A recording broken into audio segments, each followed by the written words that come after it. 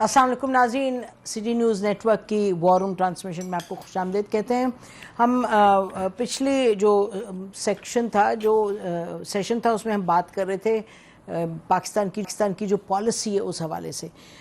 اس session میں ہم بات کریں گے کہ جو بین الاقوامی سطح پر اور پھر سٹارٹنگ ود اوبویسلی پاکستان، یہ جو صورتحال بنی ہے، جو جنگ جاری ہے، اس کے نتیجے میں انرجی، گیس وغیرہ پر کیا اثر ہوگا اور اس کا اثر پھر قیمتوں پر کیا ہوگا، اور what does it mean for global trade, what does it mean for Pakistan کا تو آپ کو معلوم ہے کل رات گئے تقریباً 12 بجے رات کو ڈپٹی پرائم منسٹر اور اسحاق ڈار صاحب نے اور علی پرویز صاحب اور جو فائنانس منسٹر صاحب ہیں، ان تینوں نے پریس کانفرنس کی اور یہ اناؤنس کیا کہ پیٹرول کی قیمت بڑھ گئی ہے 50 روپے پر لیٹر، 50 اور 60 کے درمیان، اور پھر جو گیس ہے ایل این جی، اس کے حوالے سے بھی ایک because of what is happened یہ گلف میں، اس کے حوالے سے کچھ کرائسس کی سچویشن لگ رہی ہے۔ پیٹرول کی سچویشن جو ہے، سپلائی تو اس وقت پرابلم نہیں ہے، اور یہ بھی کہا جا رہا تھا، کل آپ سن رہے تھے کہ 24 دنوں کا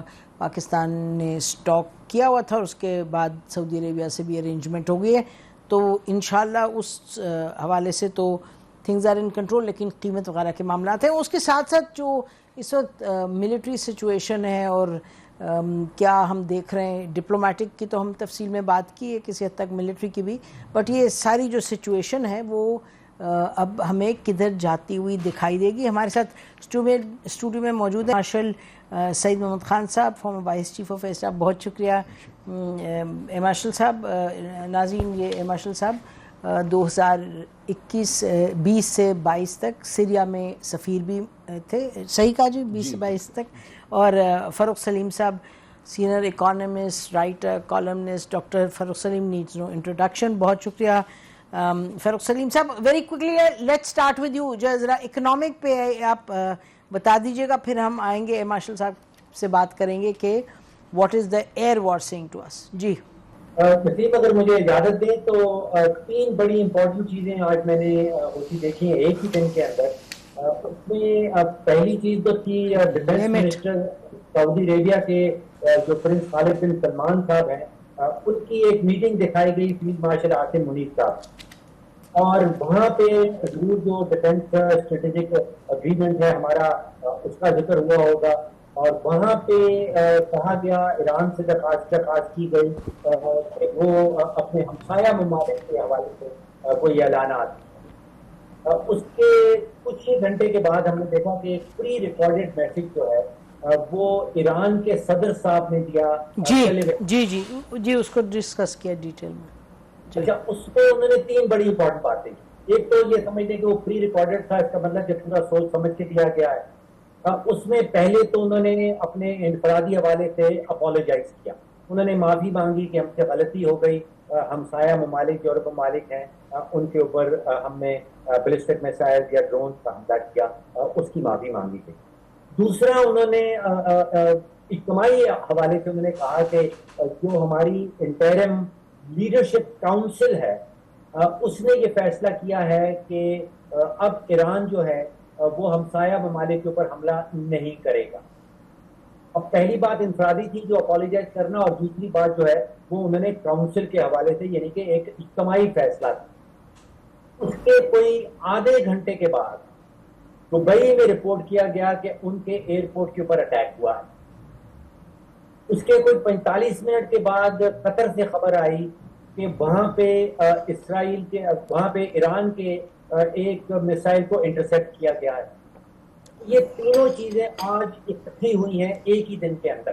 جی فاروق، میں تھوڑا سا یہ ایڈ کرتی چلوں کہ جو آپ نے ایرانی صدر کی کا ذکر کیا، ان کے جو مکمل پیغام تھا وہ یہ تھا کہ we will not attack unless we are attacked from, تو یہ میرا خیال ہے آپریٹو چیز ہے، جس کو اگر آپ دیکھیں تو شاید مارشل صاحب درست ہوگا کہنا کہ یہی پوزیشن ایران نے شروع سے لی ہوئی تھی، if I'm correct۔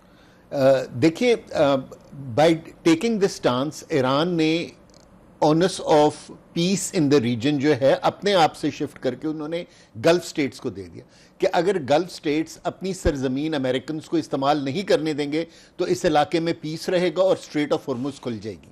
لیکن اگر وہ الاؤ کریں گے امریکنز کو کہ وہ ان کی سرزمین سے اڑ کے ایران کو اٹیک کریں تو then those bases become legitimate targets. اور اگر وہ وہاں سے اڑ کے وہ ایران کے انفراسٹرکچر کو یا ان کے سوشل فیبرک کو ہٹ کر رہے ہیں لائک ہاسپٹلز اینڈ سکولز, تو پھر وہ ان ممالک میں بھی یہ سارے ہاسپٹلز اور سکولز جو ہیں they become legitimate targets as per U N law. ٹھیک ہے نا, as per U N law. جی اچھا جی, over to you Farooq ji. تو یہ آپ فرما رہے تھے کہ 3 چیزیں ہیں. اچھا ایک چیز اور بھی ایڈ, آپ نے بہت اچھا ایڈ کر دیا کہ انہوں نے کنڈیشنل کہا تھا کہ اگر ہمارے اوپر حملہ نہ کیا جائے. تیسری امپورٹنٹ بات نسیم انہوں نے یہی کی کہ سپریم لیڈر کی شہادت کے بعد ہمارے جو آئی آر جی سی کے کچھ کمانڈرز ہیں انہوں نے اپنی ول پہ انہوں نے فیصلہ سازی جو ہے وہ شاید اپنی سویلین کمانڈ سے پوچھے بغیر یہ انہوں نے اپنی پری ریکارڈڈ میسج میں یہ پیغام دیا ہے. اب اس سے ہم کیا ڈرائیو کر سکتے ہیں؟ دیکھیے جب پہلے شروع میں سب سے پہلے میں نے ایران کے صدر کا یہ پیغام سنا تو مجھے محسوس یہ ہوا کہ وہ ایک سیز فائر کی ایک ڈی ایسکلیشن کی آفر کر رہے ہیں کہ بھائی آپ ہمارے اوپر حملہ نہ کریں اور ہم آپ کے اوپر حملہ نہیں کریں گے.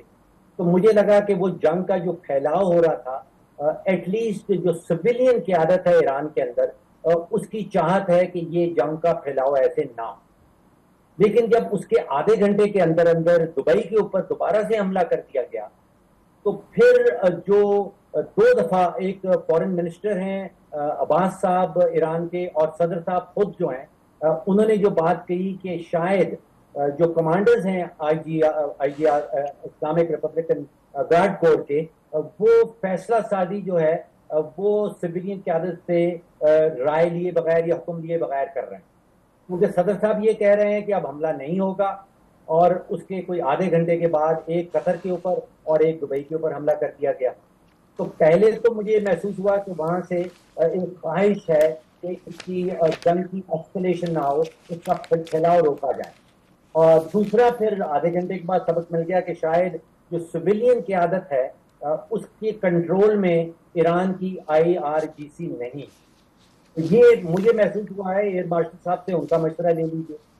جی میرا خیال ہے کہ یہ تو ایسی یہ جو فرما رہے ہیں فاروق صاحب کے جی یہ لگ رہا ہے کہ ایز اف ایرانی جو ہیں پریزیڈنٹ وہ کہہ رہے ہیں جی یہ آئی جی آر سی کچھ اور ہے اور ہم کچھ اور ہیں, یہ ہماری مرضی کے بغیر کر رہے ہیں. I can't imagine that the Iranians would like to talk about this publicly. دیکھیے جو آئی آر جی سی اور ریگولر ڈیفنس فورسز ہیں ایران کی وہ ہمیشہ الگ الگ تھی آلویز. بالکل ٹھیک ہے نا, کہ جبکہ جیسے جو ریگولر فورسز ہیں وہ پریزیڈنٹ آف ایران کے نیچے آتی ہیں, جبکہ I R G C directly آیت اللہ کو یا جو سپریم لیڈر ہے ان کو رپورٹ کرتے ہیں. بائی اٹیکنگ اینڈ کلنگ آیت اللہ خامنائی جو ہے آپ نے جو ایک جو سب سے اسٹرانگ ایلیمنٹ ہے ان کے ڈیفنس کا آپ نے اس کو ایلینیٹ یا اپنے مخالف کر لیا. ٹھیک ہے نا, اور میرے خیال میں کہ جس طرح فاروق سلیم صاحب کہہ رہے ہیں بالکل صحیح ہے, ایگزیکٹلی اسی طرح چیزیں ہوئی ہیں. لیکن ہمیں یہ دیکھنے کی ضرورت ہے کہ اس دوران میں ایران بھی تو اٹیک ہوا ہے نا. جب ایران اٹیک ہوئے تو وہ جہاز کہاں سے ایئربورن ہوئے تھے؟ کیا وہ قطر سے ایئربورن ہوئے تھے؟ کیا وہ دبئی سے یا ابوظہبی سے ایئربورن ہوئے تھے؟ اگر وہ وہاں سے ایئربورن ہوئے ہیں تو پھر then Iran has stood by its words, اور انہوں نے جہاں سے اٹیک ہوا ہے اس ٹارگٹ کو انہوں نے اٹیک کیا. تو دوسری بات آپ یہ دیکھ لیں کہ ہمیں اس فوگ آف وار میں جو اسرائیل کا رول ہے نا اس کو نہیں بھولنا چاہیے. دیکھیے جنگ ایکچولی ایران اور اسرائیل میں ہو رہی تھی جس کو اسرائیل نے بڑی سینسبلی امریکہ اور ایران کی جنگ بنا دیا ہے. دوسری بات یہ ہے کہ اگر آپ دیکھیں کہ پچھلے 36 سے 72 آورز کے دوران انہوں نے 3 کنٹریز کے اوپر فیک اٹیکس کیے ہیں آن دا نیم آف ایران. ٹھیک ہے نا, دیر بائے کہ وہ یہ چاہتے تھے کہ یہ ممالک جو ہیں وہ ایران کے خلاف ان کی کولیشن میں شامل ہو جائیں. ایک آذربائیجان تک تو نہیں پہنچے, لیکن میں بات کر رہا ہوں قطر, یو اے ای اور سعودی عربیہ. ٹھیک ہے نا. لکیلی سعودی عربیہ کے اندر موساد کے ایجنٹس پکڑے گئے اور اسرائیل کی یہ واشنگٹن پوسٹ کا بھی آ گیا کہ CIA کے بھی کوارٹرز پہ ایگزیکٹلی. تو اب آپ یہ دیکھیں کہ اگر ہمیں اس علاقے کے اندر پیس چاہیے جو کہ پوری دنیا کو سونر اور لیٹر چاہیے ہے, کیونکہ 25% of the world oil passes through the Strait of Hormuz, اور I think 70 to 80% of the LNG production of the world goes through this place. تو پوری دنیا ابھی ہم اتنے افیکٹ ہو گئے, اگر ایک مہینہ اور یہ جنگ چل پڑی تو $100 یا $150 پر بیرل تو کہیں نہیں گیا. تو جب انفلیشن پوری دنیا میں پھیلے گی تو لوگ مخالف ہو جائیں گے, اور جو گلف کنٹریز کی سورس آف انکم تھی وہ دو ہی چیزیں تھیں, oil and LNG and tourism, وہ دونوں چیزیں بہت بری طرح افیکٹ ہو گئی ہیں. اگر آپ دیکھیں کہ اگر دبئی ایئرپورٹ ہٹ ہوا ہے تو کون اگلے 4-5 مہینے تک دبئی میں آئے گا؟ آلریڈی 100,000 پلس لوگ وہاں سے ایویکویٹ کر چکے, ٹھیک ہے نا. تو ان کا جو بہت بڑا جو انہوں نے ایک پورا انفراسٹرکچر, ایک سینس آف سیکیورٹی بنائی ہوئی تھی. لیکن اس کے اندر میں نسیم صاحبہ میں ایک سلور لائننگ دیکھنا چاہوں گا, اگر فاروق صاحب اجازت دیں, کہ جو ایک متھ تھی گلف کنٹریز کے بیچ میں کہ اگر ہم امریکن کیمپ میں ہوں گے اور ہم امریکن اسلحہ خریدیں گے تو ہمیں ایک فول پروف سیکیورٹی اس ریجن میں ملے گی اور ہمیں کوئی اٹیک نہیں کر سکے. اور اسی متھ کے اوپر انہوں نے اپنے اویسس آف سٹیبلٹی بنائے ہوئے تھے, ٹھیک ہے. لیکن اب ان کو 8 دن کی جنگ کے بعد یہ پتہ چل گیا ہے کہ اگر ان کو اس علاقے میں پیسفل کو ایگزسٹنس کرنی ہے تو ان کو ایران کے ساتھ بھی تعلقات بنا کے رکھنے. سو یہ وہ سارے فیکٹرز ہیں جو کہ سائیکولوجیکل ڈومین میں آتے ہیں, ملٹری ڈومین میں نہیں آتے. لیکن psychologically the war is heading in a very very different direction, جس کو ہم اینالائز کرنے کی کوشش کریں ملیٹریلی. بالکل ٹھیک کہہ رہے ہیں آپ. اور فاروق آپ ذرا چلنا چاہیں گے اکنامک جو ڈائمنشن ہے اس کو دیکھیں, پھر ہم واپس اس پہ آتے ہیں جو مارشل صاحب جس کا ذکر کر رہے ہیں. بالکل, مجھے اجازت دیجیے 2 حقائق اس سے پہلے آپ کے سامنے رکھ دوں. دیکھیے, پورا فروری کا مہینہ جو ہے وہ سارے عرب ممالک نے بھر دیا یہ اعلان کرتے ہوئے کہ ہم اپنی ایئر سپیس اور اپنے امریکن فوجی اڈے جو ہیں وہ امریکہ کو اجازت نہیں دیں گے کہ وہ ان کو استعمال کرے ایران کے اوپر حملہ کرنے کے لیے. پہلی حقیقت. دوسری حقیقت یہ ہے کہ ایران نے ایک مرتبہ بھی یہ الزام نہیں لگایا کہ اس کے اوپر حملہ جو ہے وہ کسی عرب ملک کی ایئر سپیس کو استعمال کرتے ہوئے کیا گیا ہے. یہ آفیشلی ایران نے کبھی کلیم نہیں کیا. تیسرا بات, یہ متھ کی بات کر رہے تھے, وہ بہت انٹرسٹنگ ہے. دیکھیے, یہ متھ ٹوٹ گئی ہے, اس میں بالکل کوئی شک کی بات نہیں ہے. اور اس متھ کے ٹوٹنے سے پاکستان کے لیے میں سمجھتا ہوں کہ بہت بڑا ایک معاشی ونڈو آف اپرچونٹی کھل جاتی ہے. جو امریکہ, آپ اندازہ کیجئے کہ کوئی 50-60 ارب ڈالر سے زائد کی جو سیکیورٹی سروسز ان گلف کنٹریز کو سالانہ کی بنیاد پہ دے رہا تھا, وہ اب پاکستان کے لیے وہ ونڈو کھل گئی. پاکستان کے پاس ٹریننگ بھی ہے, پاکستان کے پاس پرسنل بھی ہے, اور پاکستان کے پاس کریڈیبلٹی بھی ہے جو جنگ جیتنے کے بعد پاکستان کی افواج کو ملی. تو یہ معاشی اعتبار سے ایک بہت بڑا دروازہ کہیں, میں ونڈو نہیں کہنا چاہ رہا ہوں, کیونکہ بہت بڑا دروازہ ایک پاکستانی افواج کے لیے, پاکستان کی معیشت کے لیے کھلا ہے.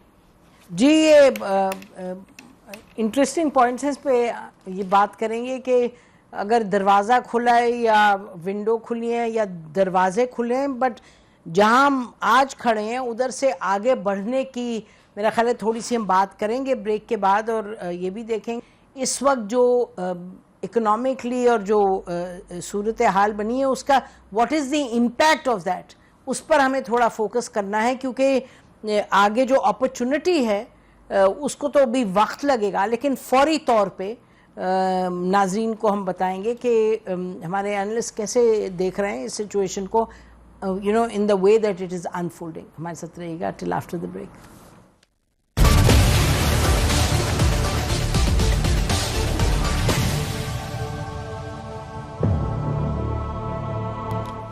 ویلکم بیک ناظرین. ہم بات اس وقت کر رہے ہیں جو ایک تو اکنامک سچویشن ہے, دوسری طرف جو معاملات ہیں as far as defence is concerned and military situation is concerned. جی فاروق صاحب. دیکھیے آج کا جو حال اگر ایشیا میں دیکھا جائے تو انڈیا اور بنگلہ دیش کے اندر جو ہے وہ کنسرن ضرور شو کیا جا رہا ہے، لیکن وہاں پہ کوئی پیٹرول کی قیمتیں نہیں بڑھی. اسی طرح پاکستان میں 55 روپے جو تاریخی پاکستان کی تاریخ میں سب سے بڑی انکریز ہے. مجھے انڈیا اور بنگلہ دیش میں کوئی خطرے کی گھٹیاں بڑھتی سنائی نہیں دی. یورپ کے اندر گیس کی پرائز آلریڈی 50% اپ ہے. 50% بڑھ جانا اتنی تیزی سے وہاں پہ یورپ کے اندر اس کے نتیجے میں انفلیشن بھی آئے گی، چیزیں مہنگی ہوں گی. ان کا جو سینٹرل بینک ہے وہ انٹرسٹ ریٹ کم نہیں کر پائے گا، جس کے نتیجے میں وہاں پہ جو بے روزگاری کی شرح ہے، ان امپلائمنٹ کی شرح بھی بڑھ سکتی ہے. امریکہ لگتا ہے ایسا ہے کہ سکون میں بیٹھا ہے. وہ شاید انرجی کے حوالے سے، تیل اور گیس کے حوالے سے اب نیٹ ایکسپورٹر ہو چکا ہوا ہے. وہ باقی دنیا پہ اس کا انحصار نہیں ہے. وہاں کی اسٹاک مارکیٹ جو ہیں وہ جمعے کو جب بند ہوئی تھی ان میں کسی قسم کی کوئی خطرے کا جو عالم ہے، کوئی خطرے کی گھنٹی بجتی ہوئی جو ہے وہ نظر نہیں آئی. تو یہ مختلف دنیا کے خطے ہیں. پاکستان کے لیے مجھے 3 بہت بڑے چیلنجز جو ہیں وہ اس کے اثرات جو جنگ کے ہیں وہ نظر آ رہے ہیں. ایک تو وجہ یہ ہے کہ ہمارا جو بیرونی بیلنس شیٹ ہے، جو ایکسٹرنل اکاؤنٹ ہے، وہ تقریباً مکمل طور پہ ریمیٹنسز کے اوپر اس کا انحصار. آپ اندازہ کیجئے کہ ہم 25 کروڑ پاکستانی اکٹھے ہو کے کوئی 30-32 ارب ڈالر سے زیادہ کی ایکسپورٹ نہیں کر پاتے. اور جو ہمارے 1 کروڑ پاکستانی ورکرز جو باہر کام کرتے ہیں وہ سے زیادہ وہ پچھلے سال 38 بلین ڈالر انہوں نے بھیجا. اب اس میں خطرے کی بات یہ ہے کہ آف دا 38 بلین تقریباً 30 ارب ڈالر جو ہے وہ گلف کنٹری سے آتا ہے. تو اب یہ جو بھی مت ابھی ہم بات کر رہے تھے، وہاں کی جو مت ٹوٹنے کی بات کی گئی، اس کے نتیجے میں لگتا ہے کہ گلف کنٹریز کی اکانومیز جو ہیں وہ سلو ڈاؤن ہو جائیں. اور گلف کنٹریز کے اندر تقریباً 60 سے 70 سے 80 لاکھ 75 لاکھ کے قریب پاکستانی کام کرتے ہیں. اب وہاں سے اگر 5-10% پاکستانی واپس آتے ہیں، وہاں پہ ریمیٹنسز کم ہوتی ہیں، تو ایک بہت بڑا ایکسٹرنل سیکٹر کے اوپر جو ہے وہ پریشر آ جائے گا. پیٹرول کے حوالے سے ہم نے آلریڈی دیکھ لیا. اچھا فاروق صاحب، پیٹرول پہ سوری ذرا بتائیے گا، بیکاز مجھ سے لوگ پوچھ رہے تھے پروگرام سے پہلے کہ جی شکایت کر رہے تھے، انہوں نے کہا جی حکومت نے تو ہمارے ساتھ اچھا کیا ہے، یہ جو پیٹرول کی قیمت بڑھائی ہے یہ تو وہ پیٹرول ہے جو پہلے سے ان کے پاس تھا، تو تھوڑا ایکسپلین کر دیجئے گا اس کو جی، تو اس کی قیمت کیوں بڑھائی ہے؟ جی آپ دیکھیے نسیم، جب عالمی منڈیوں میں بڑی تیزی سے عالمی تیل کی قیمت گرتی ہے تو حکومت پاکستان میں نہیں گراتی، اور ہمیں یہ جواب دیا جاتا ہے کہ ہمارا سودا جو ہے وہ تو 45 دن پرانا تھا. اب اس کا مطلب یہ ہے کہ ابھی جو تیل آپ کو اور مجھے پیٹرول پمپ والے دے رہے ہیں یہ حکومت نے 45 دن پہلے خریدا تھا. تو اس وقت ریٹ چل رہا تھا تقریباً 60 یا 62 ڈالر فی بیرل، ٹھیک، اور وہ بنتا ہے 105 روپے فی لیٹر. تو سوال یہ پیدا ہوتا ہے کہ حکومت کے پاس جو تیل پڑا ہے اس کی کاسٹ حکومت کو پڑی ہے 105 روپے فی لیٹر، اور آج پیٹرول پمپ میں 321 روپے فی لیٹر پیٹرول کا ریٹ ہے. تو وہ 200 اور تقریباً 16 روپے کا درمیان کا جو فرق ہے وہ کہاں جاتا ہے؟ تو ایکسپلین کیا کیا گورنمنٹ نے؟ You must be surely following this. دیکھیے حکومت کی طرف سے 2 باتیں سامنے آئیں. پہلے تو انہوں نے یہ سٹانس لیا کہ انہوں نے کہا کہ بھئی یہ پاکستانی شکر کریں کہ ہم نے صرف 55 روپے جو ہے فی لیٹر ریٹ بڑھایا ہے، یہ تو بنتا ہے 110 روپے کا اضافہ ہو سکتا تھا. اب سمجھ میں یہ نہیں پا رہا ہوں کہ آپ نے جو 60 ڈالر کا مال لیا ہوا ہے وہ آپ پاکستانیوں کو 90 ڈالر کا کیوں بیچنا چاہتے ہیں؟ دیکھیے یہ اگر اسٹریٹ آف ہرموز میں اس وقت وہاں سے ٹینکر نہیں آ رہا تو وہ ٹینکر انڈیا بھی نہیں پہنچ رہا، وہ ٹینکر بنگلہ دیش بھی نہیں پہنچ رہا، وہاں پہ کہیں اضافہ نہیں کیا گیا.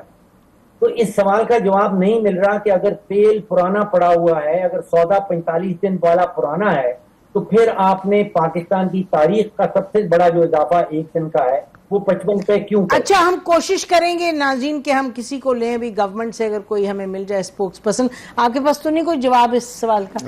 अच्छा नाज़रीन, हम कोशिश करेंगे ताकि जवाब हो, to give the government a chance to explain. जी फारूक साहब, अच्छा आगे चलिएगा. अब इसका इम्पैक्ट देखिए ना, ये बहुत बड़ा इम्पैक्ट आएगा.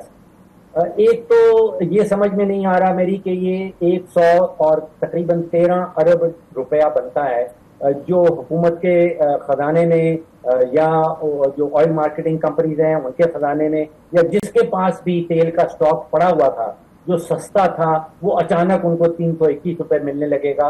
तो ये बोझ आएगा 25 करोड़ पाकिस्तानियों के ऊपर.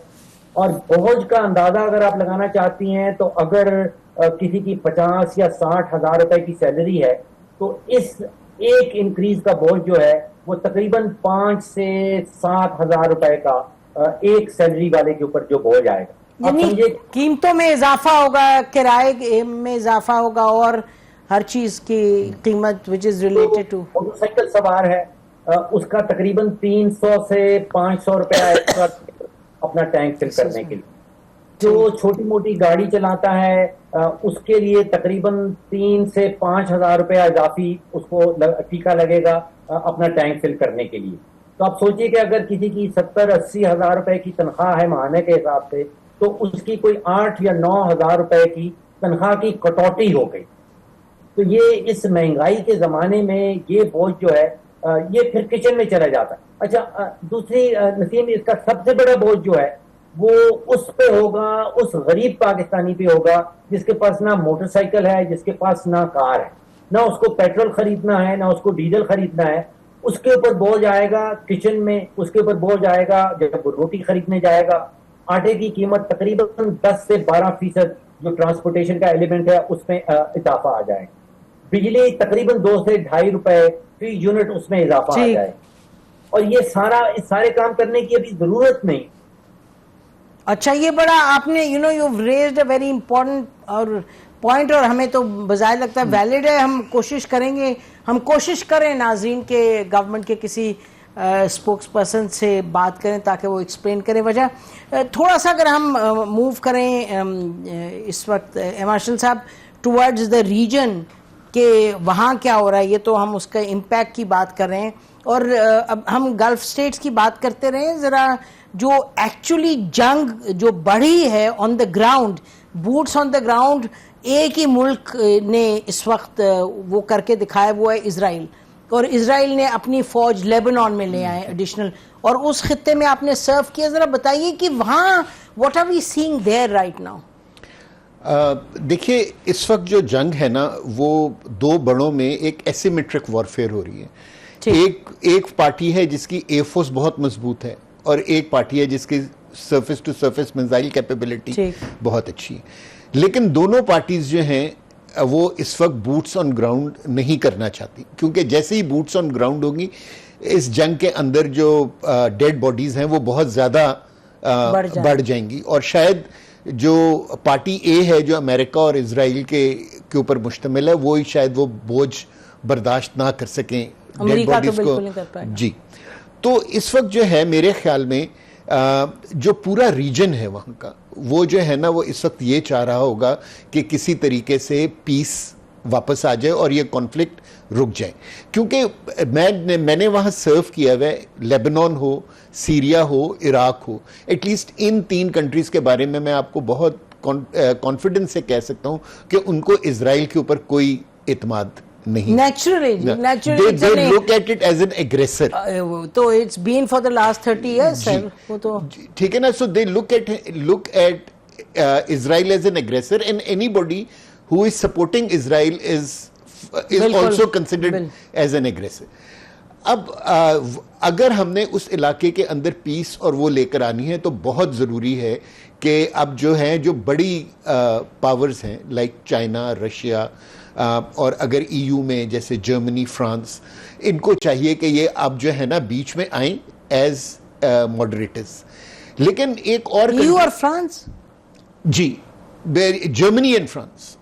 जर्मनी तो अमेरिका के साथ खड़ा है, वो तो कह रहे हैं. देखिए, उन्होंने being a part of NATO उनको کہا ہے کہ ہم آپ کو سپورٹ کریں گے, لیکن انہوں نے جنگ کا حصہ بننے کی حامی نہیں بھری. اور جو ہے نا میرے خیال میں اس پورے سچویشن میں Naseem Sahiba Pakistan can play a very positive role. ٹھیک ہے نا, اس وقت ایک ہمارے ڈپلومیٹس کی بہت بڑی ایفرٹ کی وجہ سے ہم ہر ایک کے ساتھ بہت اچھے طریقے سے بات کر سکتے ہیں. We can talk to America, we can talk to Iran, we can talk to the gulf countries.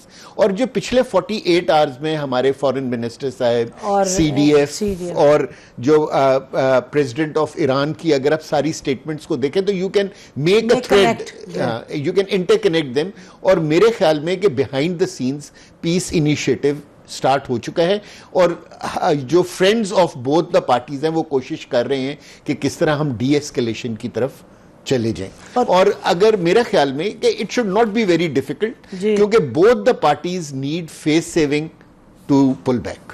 یہ دیکھیں نا, یہ آپ نے جو فرمایا ہے, کیا اسرائیل بھی وہ چاہتا ہے تو, اور اگر اسرائیل وہ نہیں چاہتا تو اس وقت تو امریکہ دم بنا ہوا ہے اسرائیل کی, جو کہ ڈیسیجن میکنگ سامنے آ گئی, اب تو اس میں ڈسکشن. جی وہی میں آپ سے کہہ رہا ہوں, یہ وہ مرحلہ ہے جس کو امریکہ نے اپنے لیے حل کرنا ہے. اور اب from within America also اگر آپ دیکھیں تو 75% of the American population is not favouring this. So ایک انٹرنل پریشر بھی ڈیولپ ہو رہا ہے. آئی وش اینڈ پرے کہ president Trump can take this bold decision to de-escalate the situation. The peace president. Break لیتے ہیں ناظرین, break کے بعد گفتگو کو جاری رکھتے ہیں. اسٹے ود اس.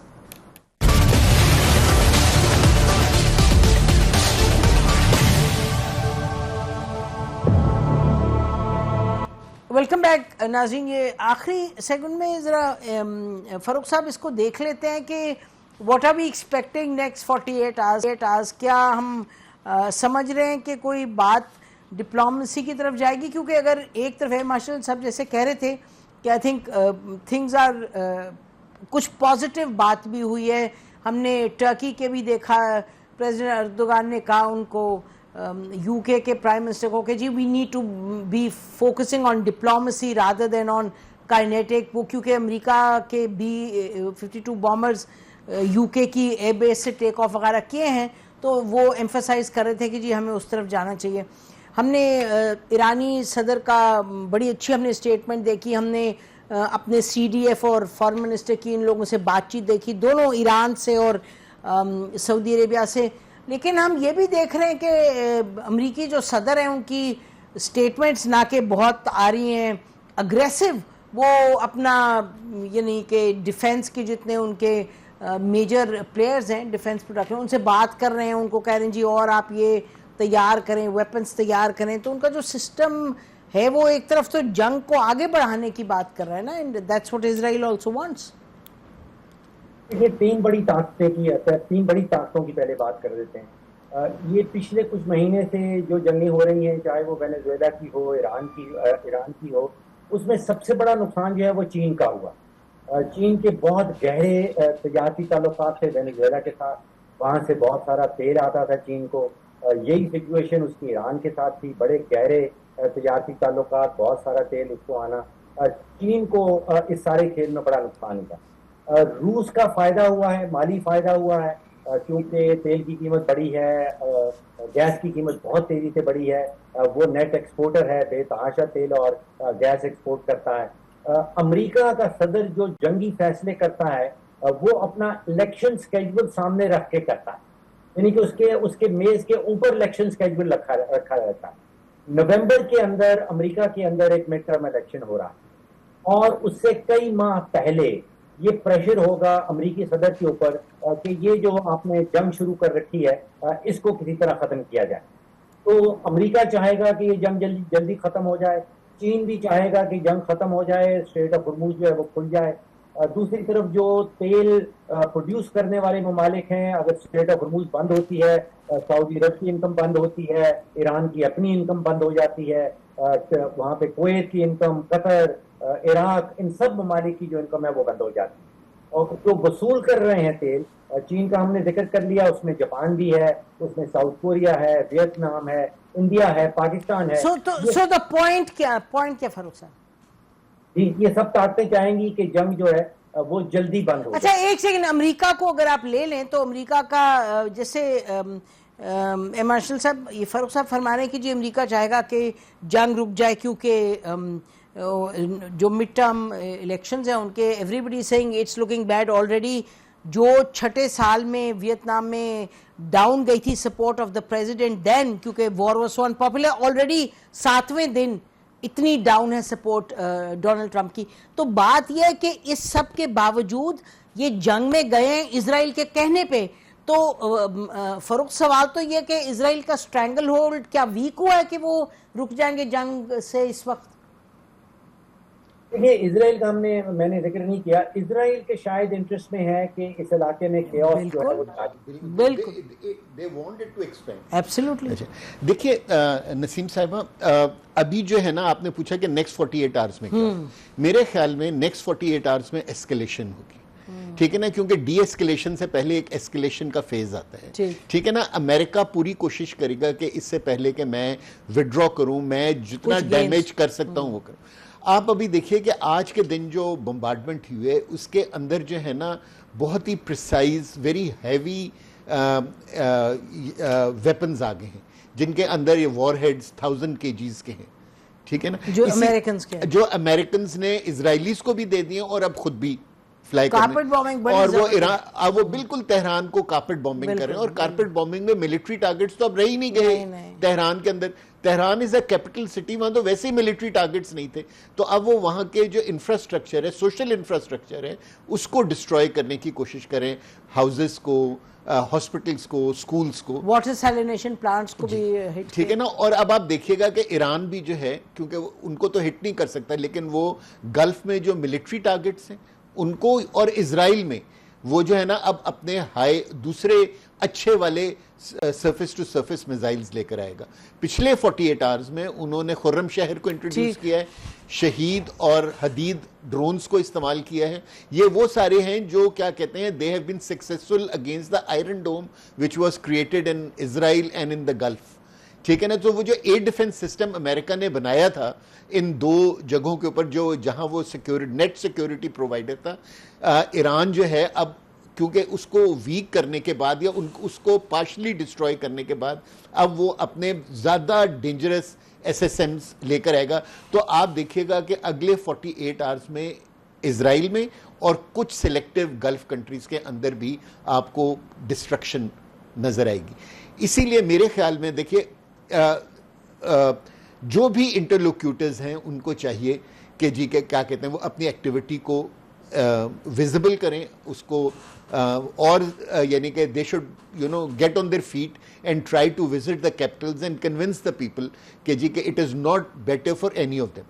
دیکھیے میں گلف کنٹریز کے لیے جس طرح فاروق صاحب نے اکنامک اسپیکٹ بتائے، ان کا بہت سارا گلف کنٹریز کا اکنامک لیوریج امریکہ کے اوپر ہے. اگر آپ کو یاد ہو جب پریزیڈنٹ ٹرمپ 1 سال پہلے آئے تھے گلف میں تو $18 بلین کے ڈیل کر کے گئے تھے، ڈیفنس ڈیل کر کے مانگ کے پیسے گئے تھے اور دو. تو اگر جو گلف کنٹریز ہیں اگر وہ امریکہ سے کہیں گے جی کہ آپ ہمیں we want piece in this region, ہم بیچ میں نہیں جانا چاہتے، ٹھیک ہے نا، تو آپ یہ دیکھے گا کہ امریکہ کے اوپر پریشر پڑے گا.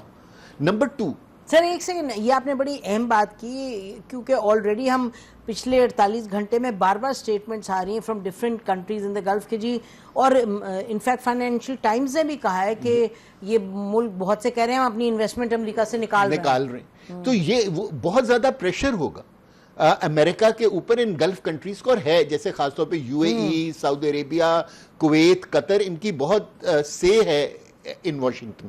تو اگر یہ امریکہ کو کوئی بات کہیں گے تو امریکہ will have to listen.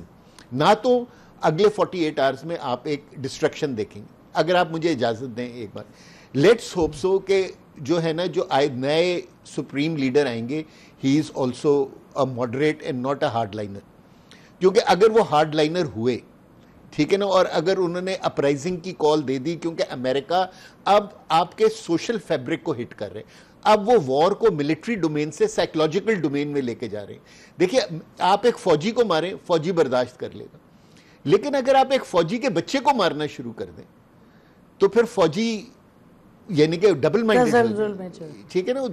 So now they are wanting to go into the psychological domain کہ جی کہ وہاں جو اس وقت رجیم ہے ایران میں اس کو فوجی خود کہیں گے یار ختم کرو اس چیز کو، سرنڈر کر دو. کیلکولیشن تو یہی ہے، بٹ آپ کو لگتا ہے اٹ ول ورک؟ میں وہی آپ سے کہہ رہا ہوں، ابھی تو نہیں. Till the time the new supreme leader comes Iran has no other way but to move forward. یہ انفارچونیٹ ہے. اور اگر فرض کر لیں کہ ایک ہارڈ لائنر آگے، اور میں جو بات کہہ رہا ہوں شاید آپ کو تلخ لگے، لیکن میں کیونکہ اس علاقے میں رہ چکا ہوں تو میں آپ کو یہ بتا سکتا ہوں کہ ہر کنٹری کے اندر، and I will name them, Kuwait, Bahrain, Saudi Arabia, Yemen, Syria, Iraq and Lebanon, they have a very large number of people جو ایران کی طرف دیکھتے ہیں اپنے مسلک کی وجہ سے. اور اگر تو ہمیں تلخ کیوں لگے گا؟ میں سمجھی نہیں. اگر وہاں جو ہے کیا کہتے ہیں، لگے گا جی ذرا ایکسپلین کر دیں. میں نے کہا کہ یعنی کہ ہم جنرلی فرقہ واریت پہ بات نہیں کرتے ہیں، لیکن اگر آیت اللہ نے ان سب لوگوں کو کہہ دیا کہ امریکن اور اسرائیلی ایسیٹس کے سامنے کھڑے ہو جاؤ، تو وہاں یہ سارے علاقے جو ہیں یہ آگ کی لپیٹ میں آ جائیں گے. کیونکہ مانا کہ تو اسرائیل نے ان کو اٹیک کر کے، سر اسرائیل نے ان سب کے جو لوگ ہیں، چاہے حزب اللہ چاہے حماس، ان کو اٹیک کر کے آلریڈی تو آگ تو پھیلائی بھی ہے. وہ یہ بار بار دیکھیے، ابھی بھی ایران نے اپنے کسی پراکسی کو نہیں کہا کہ آپ یعنی کہ جنگ کو پھیلائیں، لیکن حزب اللہ نے اٹیک تو کیا ہے اسرائیل پہ، اسرائیل نے ان پہ اٹیک کیا. اگین اب وہ یہ نا کہ who was the پہلے اسرائیل تھا جس نے لیبنان کو اٹیک کیا. they retaliated again. ٹھیک، اب پروگرام کا ٹائم ختم ہو رہا ہے. فاروق، لاسٹ کوئک کوسچن، مجھے یہ بتائیں کہ کل یہ ہم دیکھ رہے تھے کہ جن لوگوں نے انویسٹ کیا ہوا ہے امریکہ میں، میں کہیں یہ خبر پڑھی تھی، تو اگر وہ انویسٹمنٹ نکالنا چاہتے ہیں وہ انویسٹمنٹ نہیں نکال سکتے، یہ پرائیویٹ انویسٹرز.